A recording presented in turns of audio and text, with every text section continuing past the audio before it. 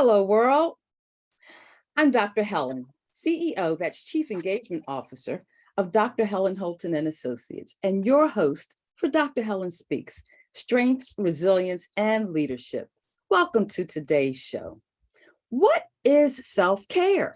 Now, we've been talking about it from various vantage points the past few weeks, and we've got another one for you today. If you've been with us for other episodes in this series, I hope you're getting something from it. I know I am. And our guests have been like prisms of a diamond, bringing their unique views, habits, and practices of self-care. It's been rich, rewarding, and very real. Today's quote is a realistic riddle of sorts from Marty Buchela, a cartoonist, humorist, and illustrator, who said, "When it comes to staying young, a mind lift beats a facelift any day." Oh my goodness. I thought about it, and at first I said, all right, here's a quote from a man. Do I really want to put this on the show? And then I said, but it's really, when you stop and really listen to it and what it's suggesting, yeah, a mind lift does beat a facelift. So I found in it the humor, the wit, and the truth of his statement. It gives multiple perspectives to consider. As a strengths, resilience, and leadership coach, the greatest thing I can do in this role is stand in the gap for leaders, especially women leaders like you, who want more for your life and your leadership. The number one goal is to motivate, inspire, and help you change your reality by supporting your move forward in the pursuit of your dreams and desires. Your greatest you is ready to break through to your best you, and Dr. Helen Speaks is a resource to help you get there. Each week, we explore topics to discover, uncover, and unpack ways for you to level up your leadership by leveraging your strengths, the best of who you are, help you manage weaknesses, we all have them, and build your resilience. Resilience is a power that helps you to persevere and push through life's distractions, detours, and derailers to your success. Our innovative, heart-centered approach helps you achieve more success with less stress and greater joy in life. How does success show up? 3 clear ways to measure are: 1, an improvement in your performance, an increase in your productivity; 2, and 3, growth in your prosperity potential. Okay, that's a fancy word, 2 words for profits, but it's a stronger bottom line. It doesn't matter what sector you show up in, a stronger bottom line has always been a measure of success. It awakens a path for you to have more of what you want on purpose, with intention, and most importantly, on your terms. As your show host, coach, connector, and convener of leaders, Dr. Helen Speaks is a resource to support you in ways to optimize your leadership, life, and legacy. As we continue in the series of seasonal self-care, we're looking at different ways to produce the increase of what you want more of in your life. In order to make that happen, what are you willing to give up or decrease to make room to receive your increase of more life, more joy, and happiness as a leader? If you're showing up at Dr. Helen Speaks, Strengths, Resilience, and Leadership, yes, deep inside of you, even if you don't publicly acknowledge it, there is a leader. It's up to you to decide the measures that work best for you to grab hold of and own your leadership. Today, we're diving in from the perspective of seasonal self-care through generational seasons. Yes, I'm excited about this one. Do you have the opportunity to do what you do best every day? That's a reminder to me when I ask that question every day, to reflect on it later, and I usually start in the morning. But I want you to think about that. Do you have the opportunity to do what you do best every day?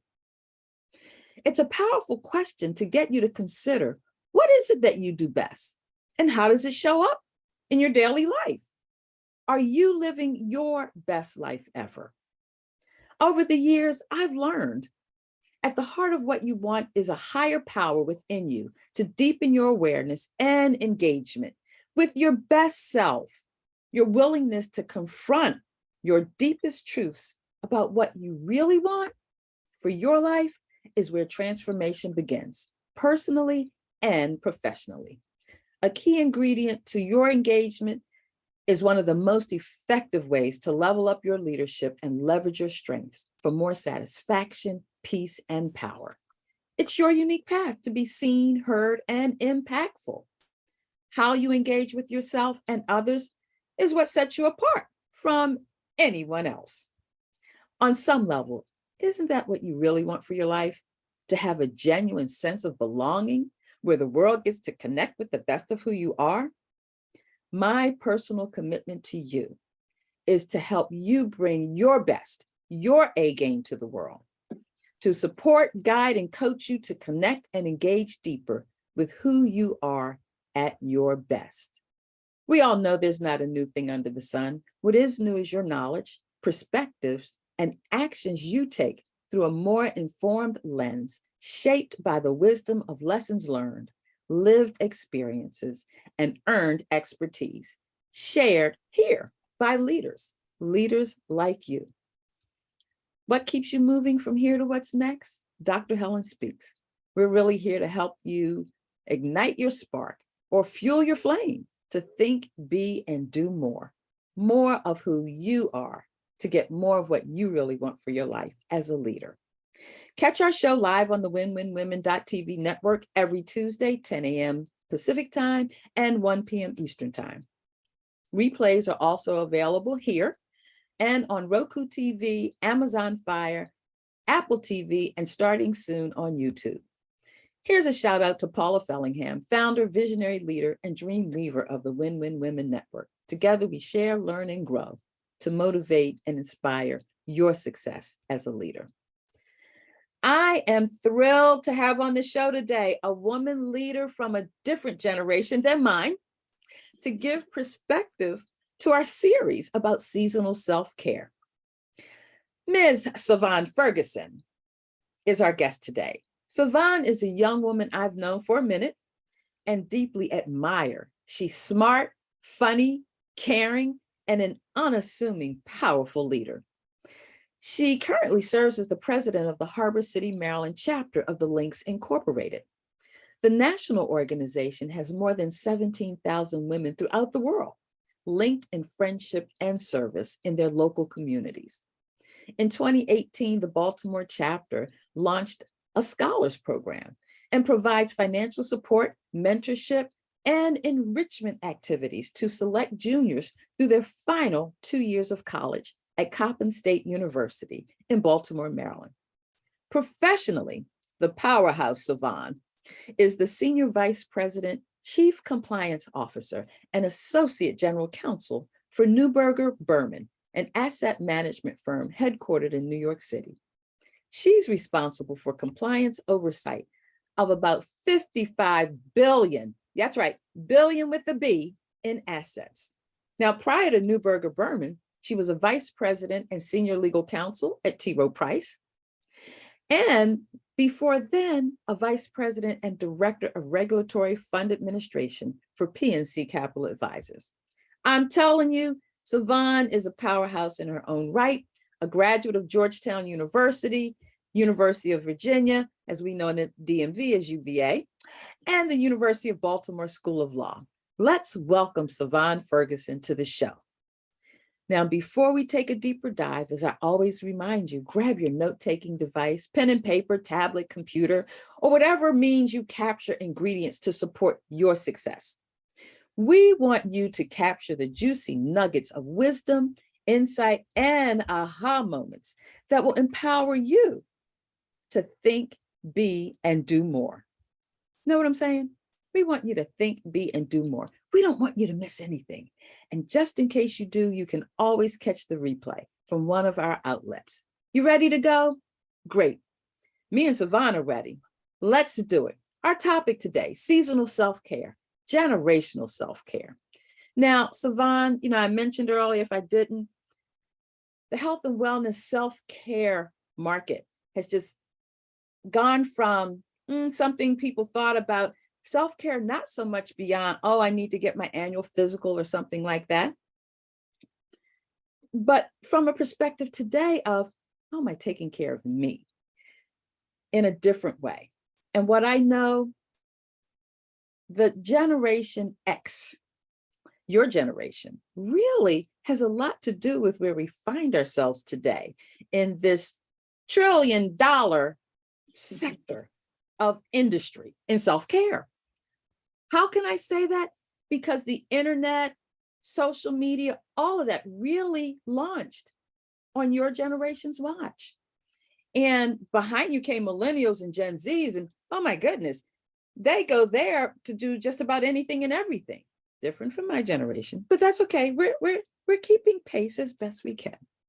So Savon, say hello to our guest today, and then we'll jump into, and what do you tell me after you give us the perspective of who you are? When did you become aware of the relationship between self-care and success? Well, thank you, Dr. Helen. Thank you so much for having me on your show. I am thrilled to be here, thrilled to be talking to you and with you about self-care. Yes, that Generation X, if you will, was the impetus of exploding this kind of self-care industry, if you will. I do say that I wish back then when it was starting that I was more into self-care. Always, knowing that you do have to take time out for yourself. And I've always been one to be a vacationer, if you will. But early on in my career, that was about the extent of self-care, of taking a break. I have learned through my travels and progressing in my career, though, that self-care shows up in different forms and is more than just that maybe twice a year vacation. To your question about when did I become aware of the relationship between self-care and success, I think it really was around when I was working at PNC. At that time, I had a team here in Baltimore as well as Cleveland, so I did a lot of traveling back and forth. And so that's a lot of plane rides. I had to be in Cleveland once a week, staying there for a couple of days, then coming back to Baltimore, and vice versa. And so I recognized that in order to be able to be in those different locations and perform my job well, I needed to make sure that I was maintaining my stamina.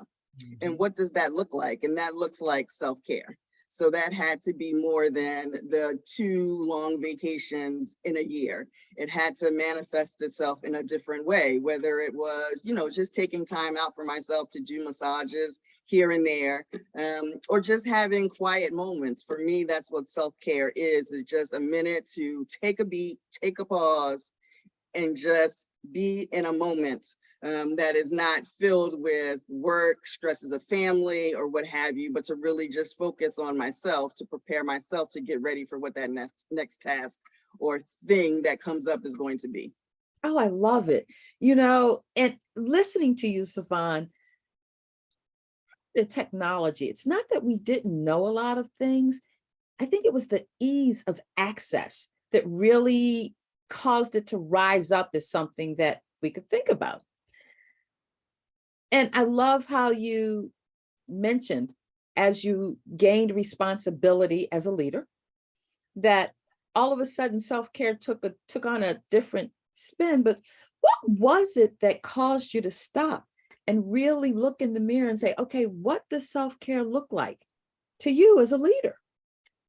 Yeah, I think for me, it took the increasing responsibilities and recognizing that I had to build up my stamina, or put another way, the resilience. Mm-hmm. But in doing that, I had to recognize that self-care looks different. So self-care for me can be in the mornings, having a cup of hot tea, no phone on, not answering telephone calls, no television, not looking at emails on my phone or on my computer, but just taking a moment to say, Savon, you are sitting in this moment, take a beat before you start the chaos, if you will, of the day. But at the same time, self-care can also be taking myself to the movies on a weekend. getting up early in the morning and just doing something that I enjoy doing, and making sure that I take time out for myself to do those things that I enjoy doing, and not just constantly being on the grind, if you will. So that's what self-care looks like to me. During the day, sometimes after being in meetings, over meeting. Sometimes I have days where I'm just in meetings back to back, but I will take a break, 15 minutes, and I'll do a wordscape or a word puzzle. That is to me self-care, because it allows me to take time out of my day to let my mind rest for just a minute, 10 minutes, whatever that little window is. But really finding that time to kind of decompress, take a pause before I get back to it. I love that. You know, when you mentioned resilience, what many people don't know is that self-care, resilience, and success are really all connected together. It's resilience, as I said earlier, helps you to persevere and push through those distractions and derailers to yourself, to your success. However, it's that self-care that helps to energize and motivate you, to help you regroup, similar to resilience. Resilience is really the practices, habits, and ways of being that we incorporate into our lives to keep us from reaching our lowest lows that we could reach or maybe have in the past. And what makes resilience really powerful is when you're consciously aware of how to use it and tap into it when you need it. So I love that. And also about, remember, it was pretty popular. Don't ask me when, but I just remember it. Power naps. Oh, 20-minute power nap and you'll be refreshed and re-energized. Well, I'm gonna tell you, I don't know. I can't do those 20-minute power naps because, Right. and I used to be able to do like the 30-minute power nap and be able to keep going. Now I try to do the hour power nap and it's like, oh, just give it up. You just need to go get some real rest. However, it's what we go through. Right. So what you've learned and practices you've put into play, how do you share or enroll others into what you've learned and what you practice? Because as a leader, John Maxwell defines leadership in one word, basically. Leadership is influence, and influence is people who follow you. So if people are following you, how do you share or enroll them into a practice of self-care or building resilience? Yeah, I would say professionally, what I do for the members on my team, my direct report, is that I make sure that everybody takes their vacation. Especially I can think of when we were in COVID, where everybody was working from home, there was nowhere to go. And the summer months, it started to creep upon us and people weren't taking vacation because they weren't going anywhere. But I had to have a sit down and a conversation with my team to say, you've got to use your vacation. And it's not just about the fact that you need to use vacation days because we have some kind of vacation day policy. I said, it's more of you're at home, you're working, you're not leaving the house, work and home are starting to combined into one another as one thing, but you've got to still take the breaks. And so use of your vacation days is what you have to do to take those breaks. Even though you're not leaving the house, you're leaving that room where you've been working all day and you're taking a beat for 2 or 3 days or a week, but you have to stop and reset. And so I think my team was very appreciative of that because we weren't burning out and we were making sure that we were taking care of each other to say, okay, I'm going on vacation, but the next person needs to go on vacation, making sure that even if we were at home, sitting on the couch, which many of us were, that we still were taking that time to be away from our job and to be away from the busyness of what we do every day, to just disconnect so that when we come back fresher and stronger. And so that really is important, was important in COVID, and is still important going forward, to make sure that everybody takes that time throughout the year to just take a beat. I will say, as far as my friendship circle, we probably aren't that good with each other, as far as sharing with each other what we've learned. I think really for my close girlfriends, it comes up in us just talking about the stresses of our life and saying, we need to relax or take a minute or let's go on vacation or let's find something to do. But I do think as we're getting older, we're starting to settle into, okay, we actually have to do some other moments besides vacationing together to recognize our self-care. And people are doing different things. I will say what I think has been most what I've really appreciated for myself, and you mentioned our Harbor City Link Scholars Program. And as a part of that program, we have a health and human services component, which for our Coppin students, the program or that component has really focused on making sure that the students, even at that age, are well aware of the importance of taking breaks, doing self-care. We do different things with them to stress techniques around handling stress and anxiety, yoga, virtual yoga. We did that as a session. We've had therapeutics, ceramic, arts and crafts, if you will. And so I really am envious, if you will, that somebody took the time to share with them at such a young age the importance of self-care, because I really do think it will make a difference for them as they start to navigate and build throughout their career. And like I said earlier, you know, for me, self-care became something for me to do later on in my career, not at the onset of my career. So I already think that those students have a leg up because of their exposure to the importance of self-care. Oh, I love it. You know, and self-care is really a part of developing work-life balance. As you were talking about sitting down your direct report saying, hey, wait a minute, guys, you might be home all the time, but it doesn't mean that you don't take time to break away.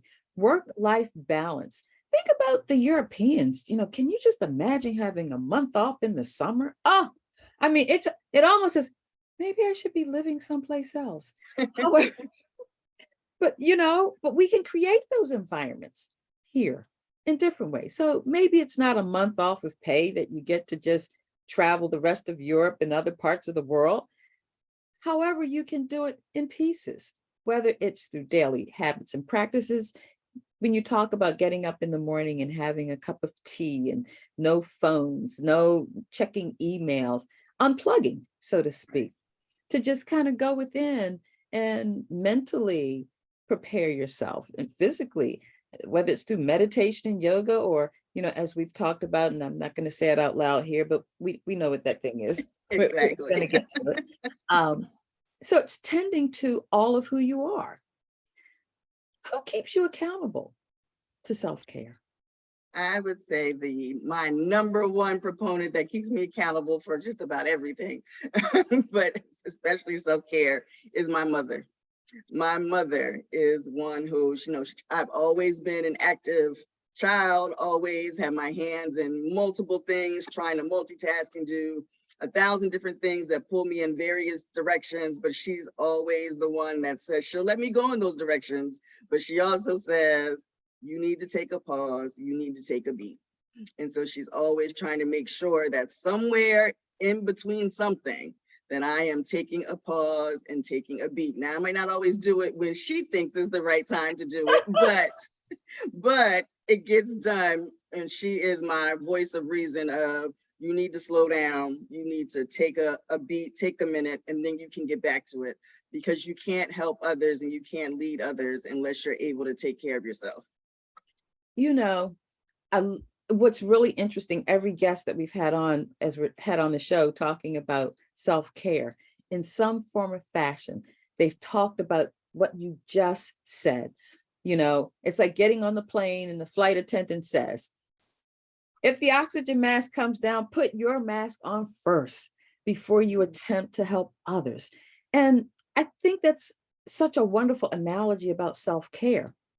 As a leader, how can you really be at your best to lead without that balance of self-care when you're tasked with leading other people? I agree. I mean, I don't think that you can. I think you can't expect others to perform at their best, and you can lead others to be at their best if you yourself are not at your best. And so that's really the importance of self-care, is to be able to take that beat so that you can have that resilience, that stamina, that you can think clearly, continue to, rip and run, to go to different places, handle different activities, handle different stressors. But you need that time off, if you will, or that break to rejuvenate yourself so that you can be ready for the next task. Oh, this is like, it's so refreshing. And I love this because I look at younger people today in the workplace that are intentional. And I think going through COVID made it a little clearer to us all that when it was time to come back to the office, many people were like, well, okay, I don't want to come back 5 days a week. How about 3 days a week? Or I'll come back, but on Tuesdays and Thursdays from 10 to 12, I'm taking off because I have a yoga class I've been doing and I don't want to break my momentum. I mean, really owning that self-care of what that means in their lives. What are your thoughts on that? I actually welcome it. I think it's great. Like I said, I'm working in New York. We are in a hybrid situation right now, where right now we are in the office in New York 2 days a week. One of those days is a mandatory day, but then the other day, second day, is a day that you can choose. But I think having that flexibility really, really allows for productivity amongst our teams to grow, so that people don't feel like they are pinned to their desk from 9 to 5. And it's really that mentality of, as long as you get the work done, that's what we're focused on. But we want you to do what it takes for you to get the work done. And if it takes that you don't come in on Mondays and Fridays, then so be it, as long as the work gets done on Tuesday, Wednesday, and Thursday. If it takes that you don't want to be in the office from 10 to 12, that's fine too, as long as somewhere in that week, the work gets done. So it's really trying to alleviate that rigidness, if you will, to the work environment, to allow people the flexibility to practice self-care or do the things that they need to do to make that work-life balance a reality. And so I welcome it all the way, and think that it's something that really, really should be done with companies, and allow people to have that flexibility. I love that. So Vaughn, I really want to thank you for joining us today on Dr. Helen Speaks. Your wealth of knowledge and earned expertise as a woman leader is certainly welcomed and appreciated here today. In wrapping up, I just want to say, what has become clear through listening to women leaders in particular is that what you want for your life is really wrapped up in three things: your desires, your dreams, passions, and pursuits, your imprint on life. Number two, your purpose. What are you here for? What mark do you want to leave in this world? And lastly, your sauciness, that irrepressible spirit of sass that lives within you, that part of you which makes you unstoppable. And keep this in mind: the things that matter most to you are the things that get your attention the most. They represent your unique imprint on the planet, the influence you have on human beings that follow you and what you do. Your influence is tied to your leadership. It's your legacy in motion.